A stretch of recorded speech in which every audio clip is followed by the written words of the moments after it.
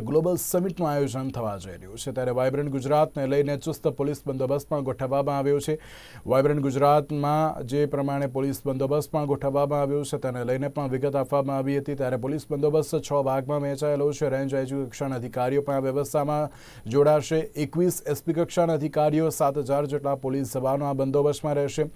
Vibrant સમિટને લઈને police બંદોબસ્તનું પણ rehearsal કરવામાં આવશે। ત્યારે ખ ગ રોડ ઉપર મહાનુભાવો માટે પણ જે અનામત રાખવામાં આવ્યો છે, ટ્રાફિકની અવર જવર કોઈ પ્રતિબંધ પણ નથી। તમામ રૂટ ઉપર સીસીટીવી કેમેરાથી વોચ રાખવામાં આવશે।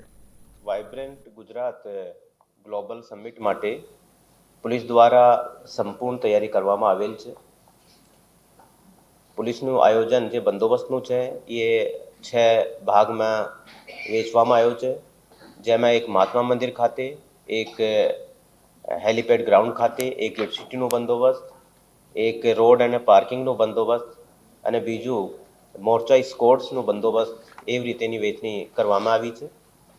તમામ ગાંધીનગરમાં જે ઇવેન્ટ્સ થવાની છે આ તમામ ઇવેન્ટ્સ માટે બંદોબસ્તમાં એક એડીજીપી રેન્કના અધિકારી શ્રી તમામ બંદોબસ્તનું સુપરવિઝન કરશે અને તે અધિકારીના હેઠળ 6 આઈજી ડીઆઈજી રેન્કના ઓફિસર્સ, 21 એસપી રેન્કના ઓફિસર અને અધર રેન્કના ઓફિસર્સ, ડીવાયએસપી અને પોલીસ ઇન્સ્પેક્ટર્સ અને ઇન્સ્પેક્ટર્સ પણ છે।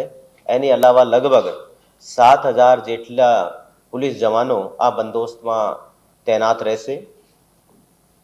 પોલીસ ફોર્સના જે રીતેની ડ્યુટી વહેંચણી હોય છે, જગ્યાનું જે ફેમિલરાઇઝેશન હોય છે એ થઈ ગયો છે અને કાલથી પોલીસ દ્વારા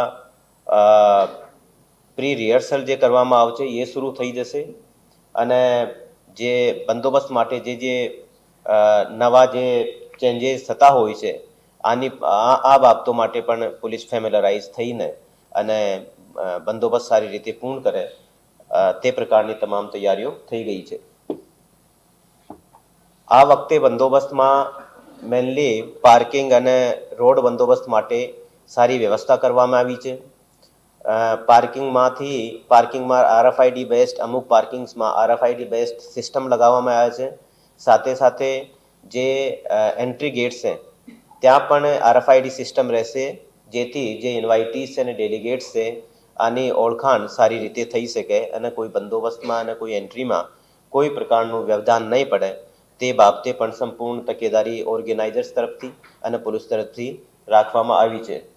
એની અલાવા ગાંધીનગરમાં ખૈર રોડ અને ગै રોડ, નાનો ગै, ये રોડ જે મહાનુભાવશ્રીઓ છે અને ડેલિગેટ્સ જે આવનાર છે આના માટે રિઝર્વ રાખવામાં આવ્યો છે। તે બાબતનું જાહેરનામું પણ પ્રસિદ્ધ કરવામાં આવ્યો છે અને જે ઇન્ટરનલ એક સેક્ટરમાંથી બીજા સેક્ટરમાં કોઈને જવાનું હોય છે તે બાબતે કોઈ પ્રતિબંધ નથી। એક સેક્ટરથી બીજા સેક્ટરમાં જવા માટે અલાઉ કરવામાં આવશે, પરંતુ ફક્ત ગै રોડ, નાનો ગै અને ખૈર રોડ, 2 રોડ જે રિઝર્વ રાખવામાં આવી છે। અધર રોડ્સ ઉપર ટ્રાફિક જે રીતે અત્યારે શરૂ છે અને ચાલુ છે એ જ રીતે ટ્રાફિક રહેશે।